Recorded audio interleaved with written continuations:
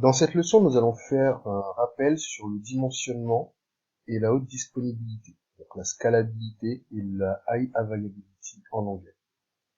Le dimensionnement ou scalability signifie qu'une application ou un système peut traiter une grande charge de travail en s'adaptant. Il y a deux cas, le dimensionnement vertical et le dimensionnement horizontal. Le dimensionnement s'apparente à la haute disponibilité, mais ils sont différents. Voyons quelles sont les différences en prenant l'exemple d'un centre d'appel. Alors, le dimensionnement vertical signifie que l'on augmente les capacités et la taille de l'instance. Bon, prenons l'exemple d'un opérateur junior qui éprouve des difficultés à répondre à la charge de travail ou surplus d'appels qui arrive. On va le remplacer ou le faire évoluer vers un opérateur senior qui lui aura plus de capacité à traiter la montée en charge. Par exemple, si votre application tourne sur une instance T2 Micro, on pourra redimensionner verticalement cette instance en passant vers une T2 large.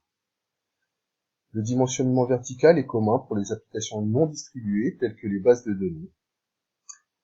RDS ou Elasticache peuvent être redimensionnés verticalement, car ce sont des services qui gèrent de la base de données. Généralement, la limite du redimensionnement est liée aux limites matérielles. Le dimensionnement horizontal. Le dimensionnement horizontal signifie que l'on augmente le nombre d'instances pour faire tourner une application. Donc imaginons que j'ai un opérateur. D'un seul coup, j'ai une montée en charge, donc je vais embaucher un second opérateur, mais la charge continue à augmenter, donc je vais rajouter un autre opérateur, etc., jusqu'à ce que j'ai 6 opérateurs. Si on utilise le redimensionnement horizontal, cela implique que nous utilisons un système distribué. Ces systèmes ce type de redimensionnement est couramment employé pour les applications web et les applications modernes de forme microservices ou autres. Aujourd'hui, il est simple de faire du redimensionnement horizontal grâce aux offres cloud telles que Amazon EC2. Ou aussi simplement qu'en cliquant sur lancer une instance dans la console. La haute disponibilité est habituellement la haute disponibilité va de pair avec le redimensionnement horizontal. Les concepts sont à peu près les mêmes. Et donc la haute disponibilité implique d'avoir au moins 2 centres de données, des AZ chez AWS, et l'objectif de cette démarche est de survivre à la défaillance de l'un des centres de données ou des data centers en cas de défaillance de l'un d'entre eux. Imaginons le cas suivant. J'ai un immeuble A qui se trouve à Paris avec mes opérateurs et un second immeuble B qui se trouve à Lyon. Imaginons que mon immeuble A subit une panne de courant et que mes opérateurs ne puissent plus passer des coups de fil. J'ai la garantie que dans mon immeuble B qui se trouve à Lyon, mes opérateurs pourront toujours répondre aux appels et encaisseront la montée de charge liée à la perte de service sur l'immeuble A. La haute disponibilité peut être passive, par exemple pour RDS multi-AZ par exemple, donc on va pouvoir redimensionner, faire de la haute disponibilité pour des bases de données sur des data centers différents. Donc on est sûr que si notre base de données tombe dans le bâtiment A à Paris, elle continuera à tourner dans le bâtiment B à Lyon. Donc notre service restera actif et fonctionnel. La haute disponibilité peut être active également pour le redimensionnement horizontal.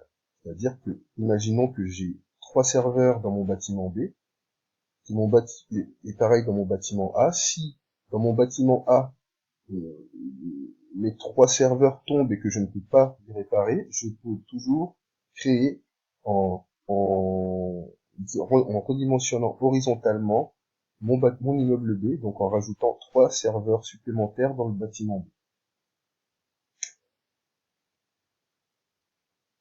Voilà. Donc pour le dimensionnement et la haute disponibilité pour EC2. Donc, ça va être un petit peu de vocabulaire. Le dimensionnement vertical augmente la taille de l'instance. Chez AWS, on dit to scale up ou to scale down. Par exemple, on va pouvoir partir d'une T2 nano, la plus petite instance que l'on puisse avoir avec 0,5 Go de RAM et un vCPU. Et en dimensionnement vertical, on pourra monter vers de la U-L2 TBL métal, 12,3 Tb de RAM et 448 vCPU. Ça, c'est le redimensionnement vertical ultime. Le dimensionnement horizontal augmente le nombre d'instances. Chez AWS, on dit to scale in ou to scale in ou to scale out. Tout à fait, c'est ça. Et donc, on va pouvoir gérer cela grâce à une groupe d'autoscaling où on va pouvoir définir le comportement en cas de perte d'une ressource. On va dire, si je perds mon serveur, et enfin, non, si j'ai une montée en charge, alors je vais démultiplier le nombre de serveurs. Ça va se gérer grâce au groupe d'autoscaling. Et de même pour les load balancers. La haute disponibilité fait tourner plusieurs instances pour la même application sur différentes zones de disponibilité, ce qui garantit justement cette haute disponibilité. Et pour cela, on a les groupes d'autoscaling multi-AZ, multi-zone, et les load balancers multi-zone également. Voilà pour ce petit rappel sur la haute disponibilité et le dimensionnement.